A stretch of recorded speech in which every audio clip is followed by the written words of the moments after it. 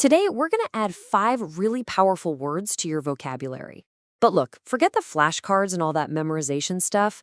We're going to learn them by weaving them into a simple story. Because let's be honest, that's how things really stick. Let's get into it. So let me ask you this. Have you ever had that feeling, that sense that something is just off, but you can't quite find the word for it? Having the right vocabulary, it's not just about sounding smart. It's about actually understanding your own world and being able to communicate that understanding with real precision. Exactly. You got to think of words as your tools. The more you have in your toolkit, the better you are for pretty much any situation. And the best way to really get a handle on a new tool isn't to read the manual, right? It's to actually use it.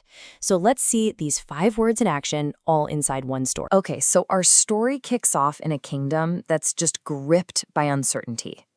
It's like this strange shadow has fallen over the land, and nobody, from the farmers in the fields to the nobles in the castle, has any idea why or what they're supposed to do next. You can just feel it in the air, you know? Productivity is way down, people are anxious. There's just this heavy mood hanging over everything. It's this general sense that things are just not right, a kind of collective sickness, but without a clear cause, or even a name. Well, this feeling actually has a name, malaise. A deep malaise had swept over the entire kingdom. It's that vague but kind of pervasive sense of being unwell that can infect a person, a company, or even a whole country. It's just one word, but it perfectly captures this really complex, shared mood. And right at the heart of it all, the king. He was feeling this malaise more than anybody. He was struggling to make decisions, to lead his people. He just felt sluggish, apathetic, completely drained of all his usual energy. He wasn't just tired. He was lethargic. That's the perfect word for it, that deep, heavy lack of energy and enthusiasm. I mean, think about how you feel after a massive holiday meal. That's lethargy. And for our king, this was a constant state. It was a symptom of the kingdom's deeper malaise. But this king, he wasn't like other leaders. He didn't rush into action or give these loud, panicked speeches. Nah, his way of handling the crisis was much quieter, something that was just rooted in his very nature. He was a quiet, really thoughtful man. In a court that was just filled with noise and chatter, he was like an island of silence. It wasn't that he was being rude. He just believed that words should have weight, so he used them pretty sparingly. A person like this is taciturn. Our king was taciturn.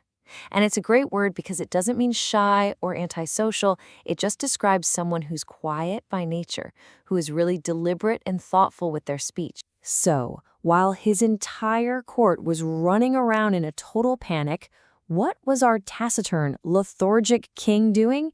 He was thinking. He actually retreated into his chambers for hours, just turning the kingdom's problem over and over and over in his mind, trying to find a solution. And he wasn't just worrying. He was being methodical about it. First, he had to figure out the true source of the malaise. Then, he needed to consider every possible solution, and only then could he come to a conclusion. This kind of deep, repetitive thinking, it has a name. He was ruminating. To ruminate is to kind of chew on a thought, like a cow chews its cud. It's that deep, long period of thinking. So our taciturn king was ruminating on the malaise that had made him so lethargic. You can see how all these words are starting to connect now, right? But a leader, doesn't matter how thoughtful they are, is never really alone. The king was surrounded by his court, and well, they presented an entirely different kind of challenge. And man, the contrast couldn't be more stark. On one side, you've got the quiet, thoughtful, taciturn king. And on the other, a court full of loud, flattering people. Their goal wasn't to solve the kingdom's problem. It was to advance their own careers. These courtiers, they were masters of flattery. I mean, they praised the king's wisdom even when he was silent. They kept insisting the kingdom was strong, even as that malaise got deeper and deeper. They weren't being honest. They were just trying to get promotions, power, and favor. In other words, they were sycophants. A sycophant is a flatterer, a yes man, someone who tells powerful people exactly what they want to hear for personal gain. The king's greatest challenge, then, was trying to cut through all the noise from his sycophants to actually find the truth. And there you have it. In one short little story, we've put 5 powerful words into action. So let's do a quick review just to lock them into your new vocabulary toolkit for good. Okay, let's trace the story one last time. The kingdom was suffering from a malaise, that general feeling of unease. This caused the king to become lethargic, which drained his energy.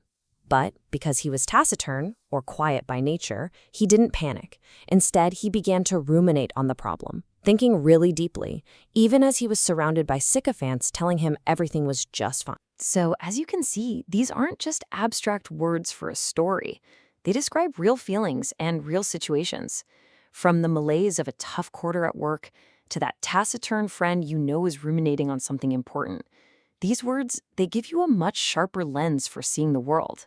So, I'll leave you with a question to, well, ruminate on. Think about your life, your work, or the news you read. What situation, what feeling, or what person can you now describe with way more precision? Go on, put your new tools to use.